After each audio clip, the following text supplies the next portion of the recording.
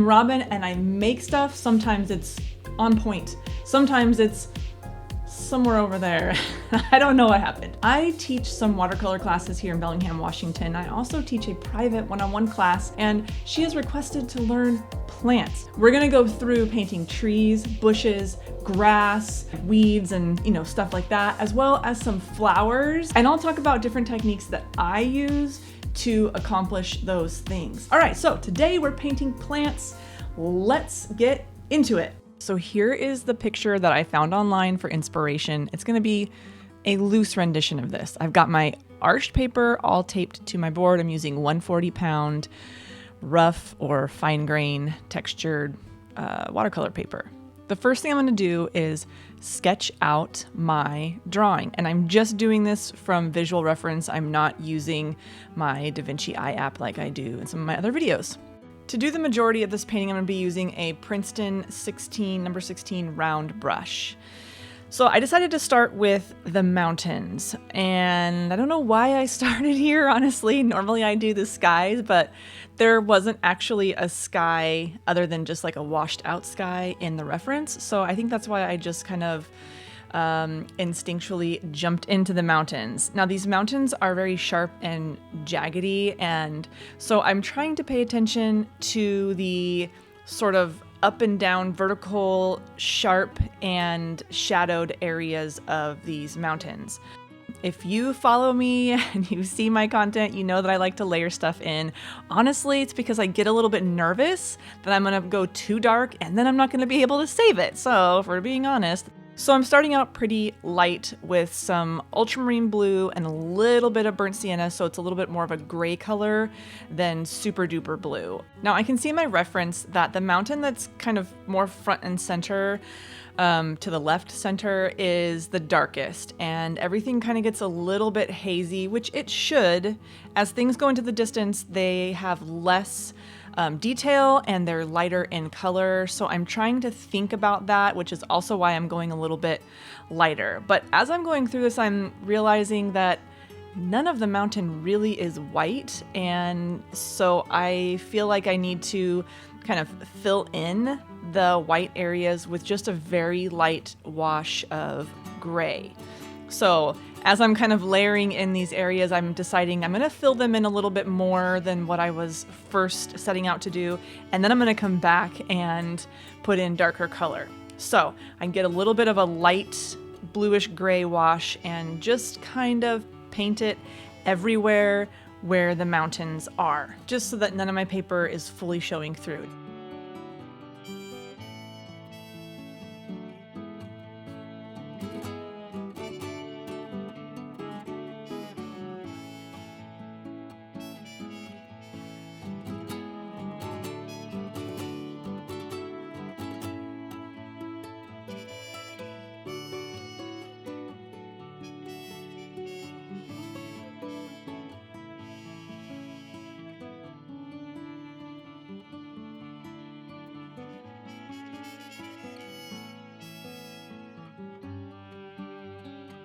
Now, let's look at the reference photo again and just kind of see where we're at. You can see those mountains are very hazy and very, very light. So that's what I'm trying to focus on.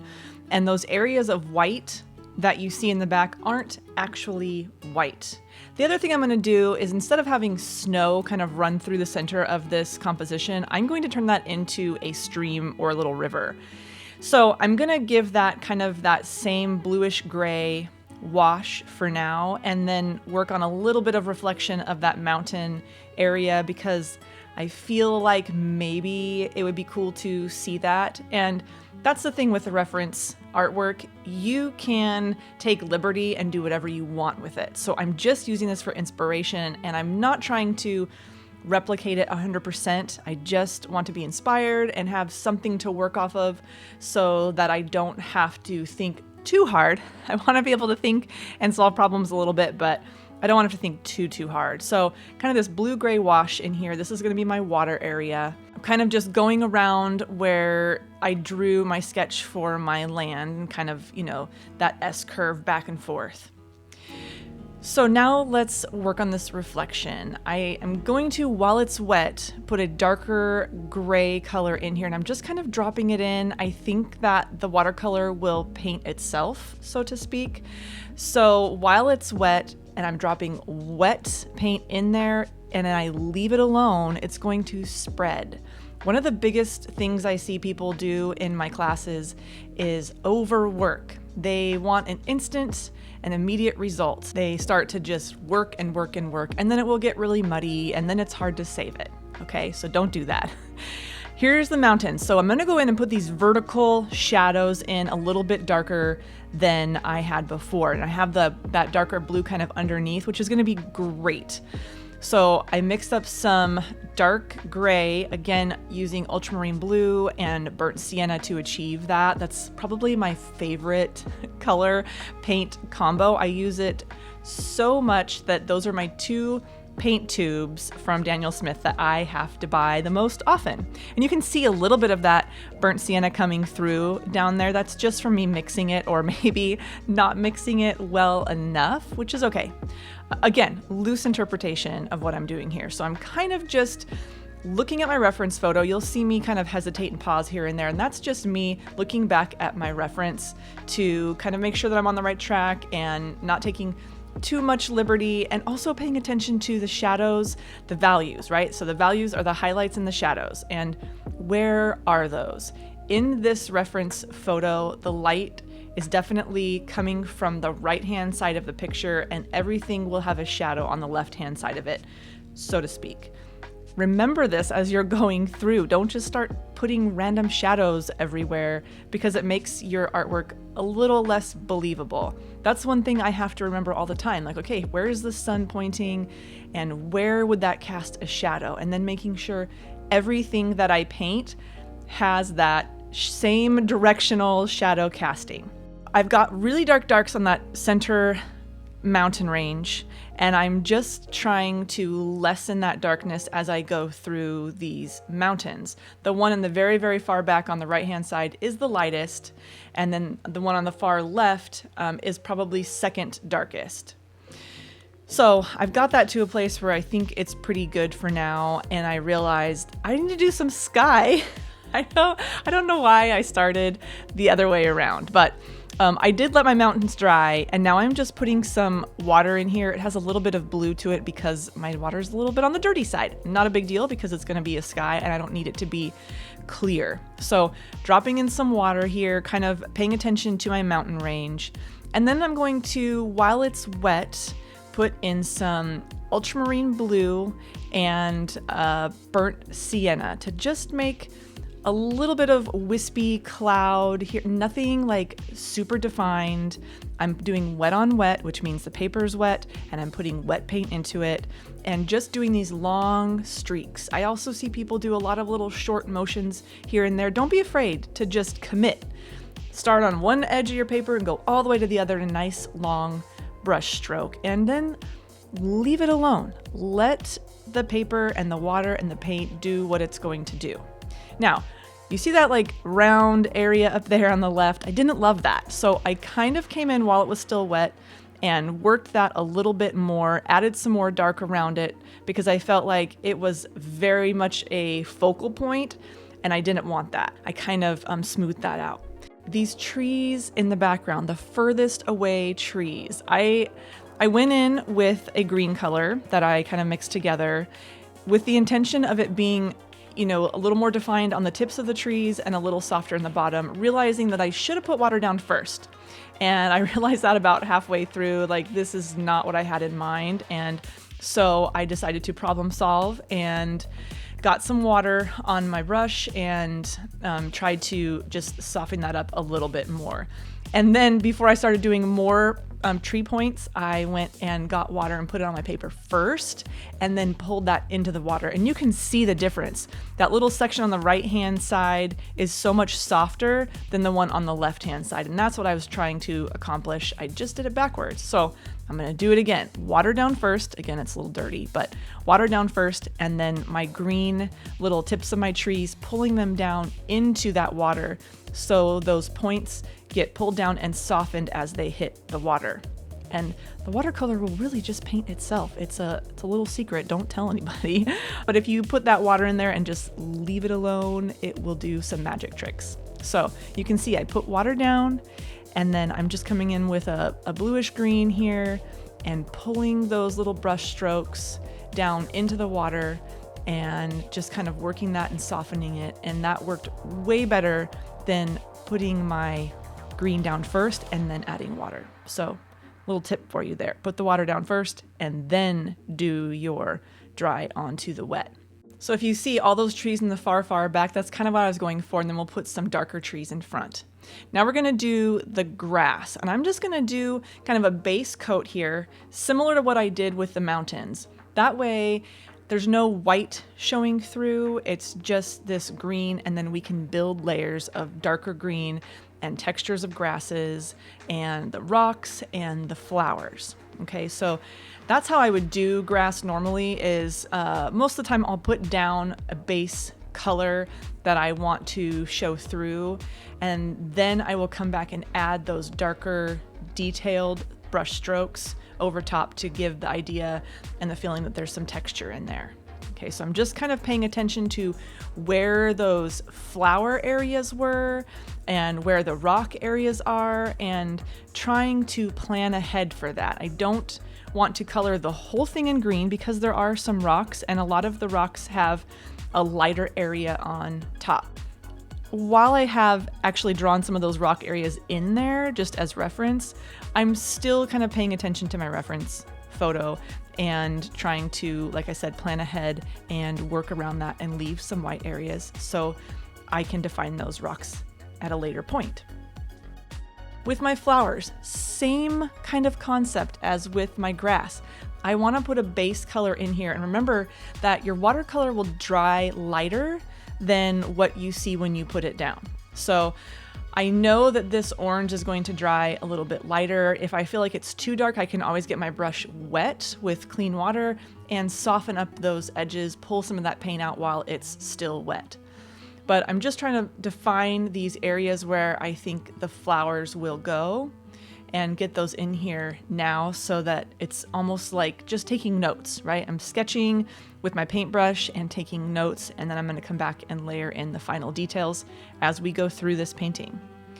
So kind of just working in these areas of orange. Now those have kind of dried a little bit and I've gotten some darker orange, and then just kind of dabbing along the tops of those flower areas to make them darker. And remembering that the flowers that are closest to us in the picture are going to be the darkest and most detailed.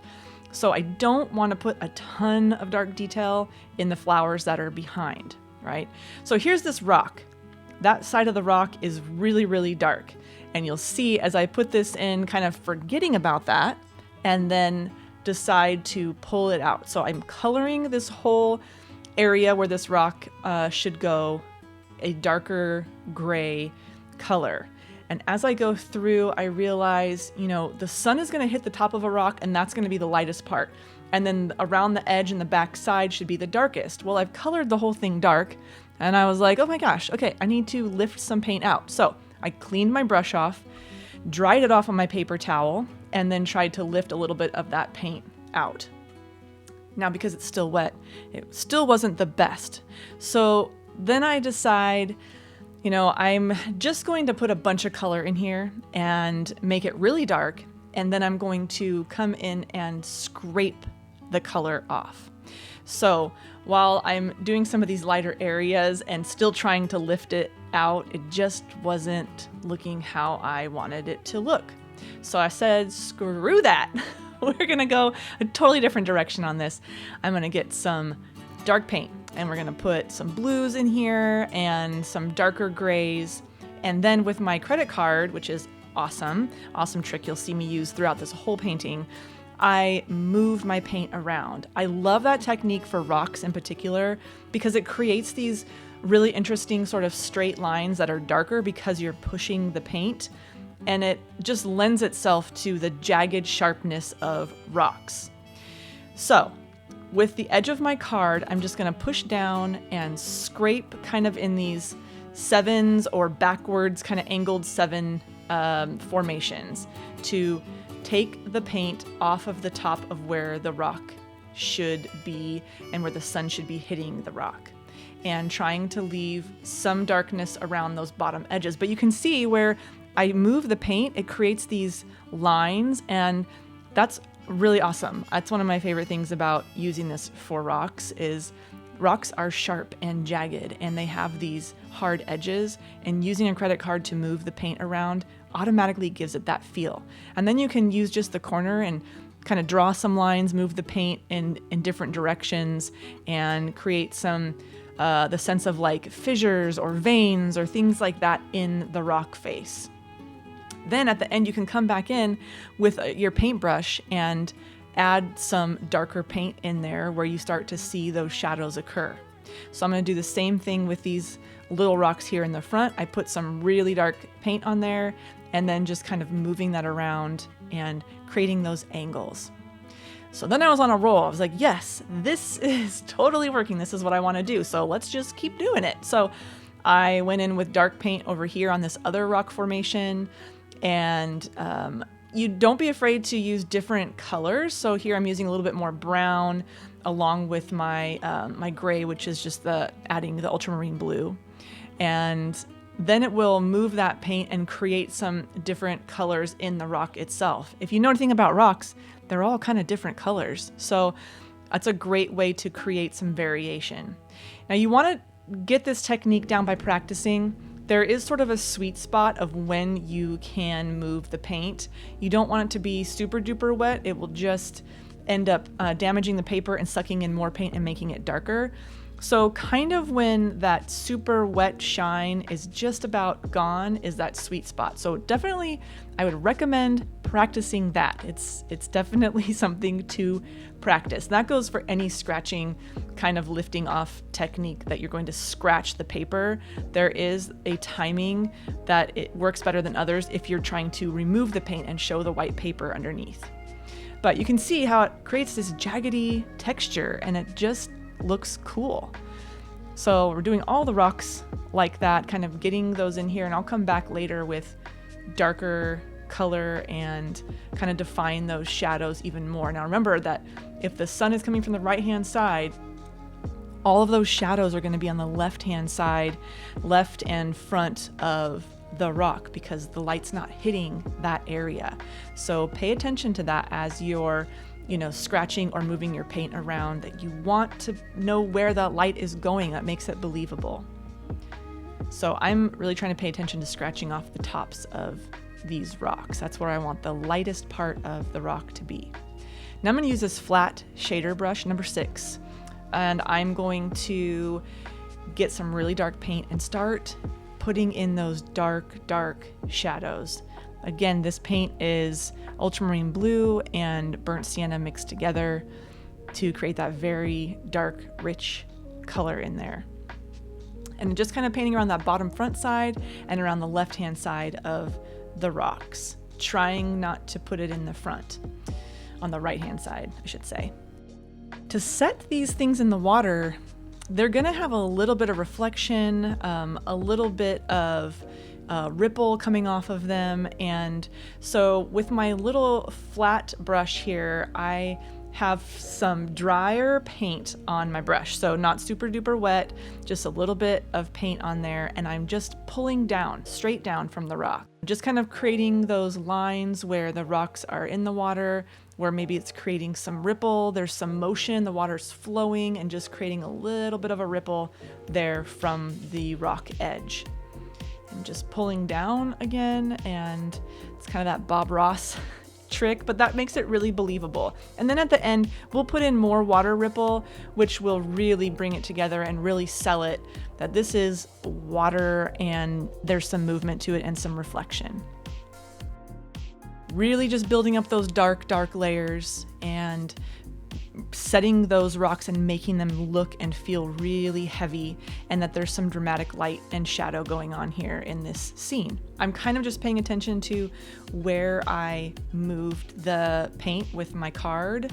I didn't follow what the picture looked like. I just did some random movements, which is totally okay to do that. Again, I'm taking liberty of what I want this to look like, and I'm not trying to replicate it 100%, just using it as inspiration. So drawing some of those lines out very, very lightly, and it's going to dry even lighter than how I put it in there, and that's important. You don't want it to be super duper dark, just enough that there's a shadow of a ripple. Okay, so my number 6 round brush, I'm going to use this for my grasses and for my trees in the background, and even some of my bigger trees.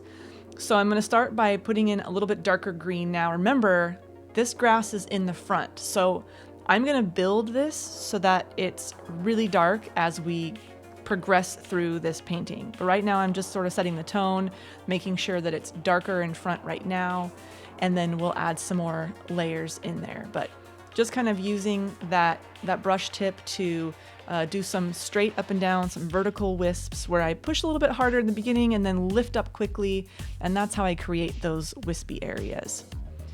And then building in the little flowers around the rocks that are sitting in the middle of the water. Just kind of being light and loose with that. And then building in some grass around the back side of this rock and on the front of the other side of the scene. And now getting some really dark paint. So I decided to go really dark with this because I'm going to end up doing some scratching. And I know that these flowers right in the front are the darkest. So putting those in there right now is totally great. Okay, so with my card, while this paint is really wet, I'm going to damage the paper on purpose and create some darker lines for the flower stems and the grass stems, and use that corner of that card to also move the paint into some thinner lines like grass. So you can use that to move the paint and to continue painting, right? So that's what I was doing there. And I'm going to wait for it to dry a little bit, and then I'm going to come back and scrape some paint off where we show some lighter areas through. So now that the paint has dried just a little bit, you can see that when I scrape this card, it's lifting that paint off, it's moving it away from the paper and revealing the paper underneath, which gives the illusion that there's lighter values going on here. It's a great technique. Again, it's timing. So the wetter it is, the darker those lines will be. If it's a little drier, when you're scraping that paint, it will move a little bit easier, revealing the paper underneath. So just play with that and the timing. The best way to know is that when it's not super shiny anymore, it's going to show white underneath. When it's super wet and shiny and reflective on your paper, it's going to be dark. Just putting in some of those dark areas, the tops of the flowers, and starting to define those even more in the foreground, because those are going to be the darkest ones and the most detailed in our picture. And coming back in here and moving that paint. Again, not trying to necessarily do the white, but trying to move it while it's still wet, and just move some of those tiny little blades of grass into the flower area while it's still really wet. And then I'm going to come back while it's dried up a little bit more and move the paint more to reveal the paper underneath so it's white scratching. I use this scratching technique in a lot of my grasses. It's a really fun one to do because you get a lot of value variation just kind of easily. And while the paint was wet for these flowers, I did the same technique just to give them a little bit more texture and moving some of that paint around. Now I'm scraping off the paint. I wipe it on my paper towel, which is what you can see me doing, scraping and wiping, because I don't want to move that paint around and add more paint in other places. I do think that we might see some reflection of these flowers in the water. So I wanted to make sure that I put some of the orange in there and you can see it in the water. One of the keys to sort of setting these areas into the water and anchoring them in there is to make sure there's a little bit of lighter color around the base of the land and where the water reflection starts. So just a little bit of white area. So I'm putting in water, and now I'm going to add a little bit of green and let that flow. But you can see there's a little tiny gap of space, and that really shows you that it's on water, having that little space in there. And if you wanted to, you could add some brown in that space just to show land, but it wouldn't really reflect from the grass to the grass as much as you think it would. There would be some sort of light or white area in there. We're gonna start on these big trees, and I'm just gonna tell you right now, this thing really threw me for a loop. And you can see that there's areas in between the branches that are brown, and after I painted that in, I removed some paint because I didn't love it. And I just got this brush, so I'm gonna try it out on this, but I also didn't love this either. It was my first time using this type of brush, and I wasn't used to it. Let's just say that I wasn't used to it and found it to be like a little more frustrating initially than what I wanted. And honestly, these trees, I wouldn't paint trees. Like, this is not my style of tree. I tend to like a skinnier trunk, and these trees were kind of like wide and squatty. So I think just the style of them in general threw me off.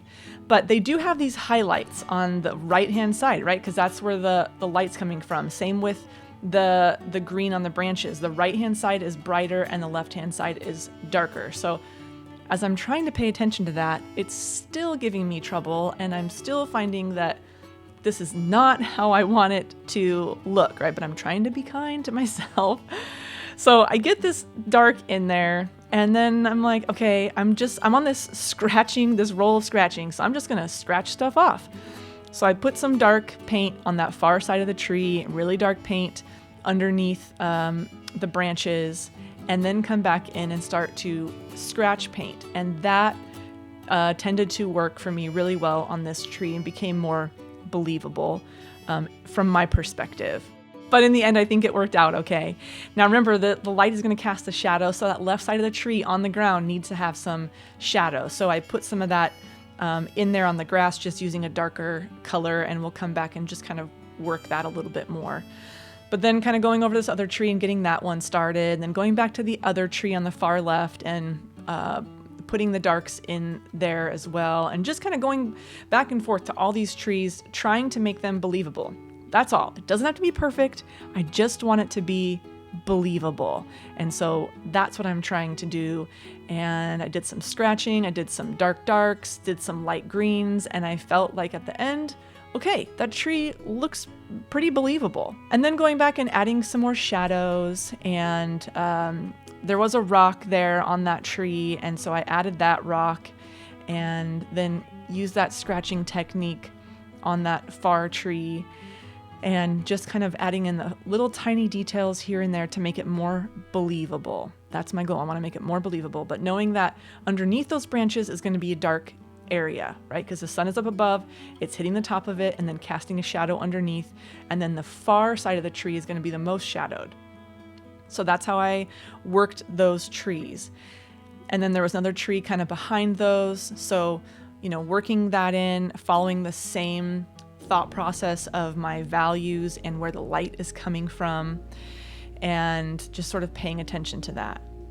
So then I get some really darks. We're gonna go back to these grasses, really, really dark. I want it to be the darkest in the foreground, right? So I added some to my grasses and then went back to my tree. So I'm letting my tree dry and then going to my grass, letting my grass dry, going back to my tree. And I'm doing that throughout my painting of different areas, letting an area dry, then going back to it. I want to do these other trees that are in the background that have a little more detail, but they're not as detailed as the big trees that I just did.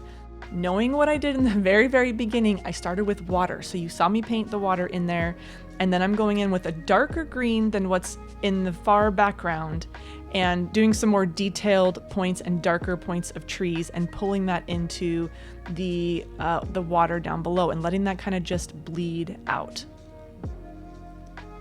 Letting it soften, creating the idea that maybe there's some mist or some haze down in this valley beyond the river that you can't really see, but it's making it hard to see these trees completely. They're not super detailed, again, which is why I'm having it go into the water. I want to naturally soften it so it doesn't have a ton of detail. Otherwise, you won't know what's in the foreground, what's in the background, and your picture will start to look very, very flat. So always making sure that I follow that rule of the things that are furthest away have the least amount of detail, and the things that are closest up have the most amount of detail. Things in the front are the darkest, things in the back tend to be the lightest. Paying attention to that.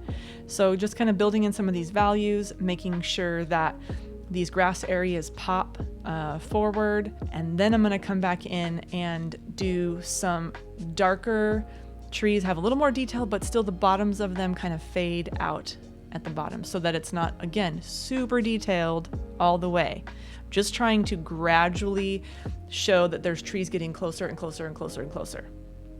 So I'm using a really fine tip rigger brush here and putting in some really tight details for these trees, and you can see they're just kind of fading out as they get down into that water area. And it still is a little wet down there, and when it wasn't, I just added a little bit more water. This tree ended up being my least favorite, I think because it's a little crookedy. I don't know why it ended up being that way, but it's okay. In the end, you'll see it all works out. But I started with the same concept, dark on the left side, and then trying to do these branches dark underneath. And then as I went through it, it just got so dark that you couldn't really see which branch was which branch. And even trying to scrape some of the paint out, I realized that that wasn't really working. I didn't see the separation that I was really wanting to see in this tree. And you can see it's just very, very dark on the left-hand side, which was not what I intended. So I tried to scrape some of that out and give it some texture, and I didn't feel like that was working as well as I wanted it to for that left-hand side of the tree. So I decided to get my Liquitex Bright brush, and I love that brush because it is really stiff and creates a nice line for lifting paint out. With my brush a little bit damp but clean, I'm just working that paint and dabbing it with my paper towel, working my paint, dabbing it with my paper towel to create some separation in these branches.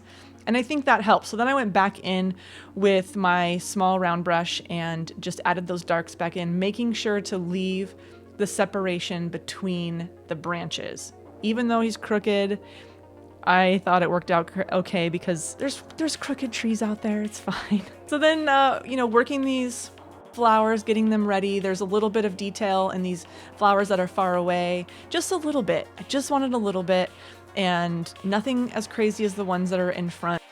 Look at these ones in the front. Very detailed, much darker, and as they get further away, they're much lighter. So trying to pay attention to that concept and that thought process as I'm putting in a little bit more detail. Nothing crazy, so don't go too crazy. And then kind of adding a little bit more green and a little bit more texture to these areas that kind of jut out into the river and define where the river is. And creating a little bit more texture here, a little bit more grass. So I got that rigger brush back out and did some really fine point grass wisps, very lightly and very light in color. Just so if you got up close, you would see it. And I decided that the right-hand side of the painting needs a little bit more weight to it. I needed to put another tree or two over here. Very light, but just enough that there's some texture and you can see that there's trees over there. I thought that was really important. And then working on the reflections on this side of the river and doing that same kind of wet concept, and then putting some orange in there for the flowers, a little bit of green to show the land.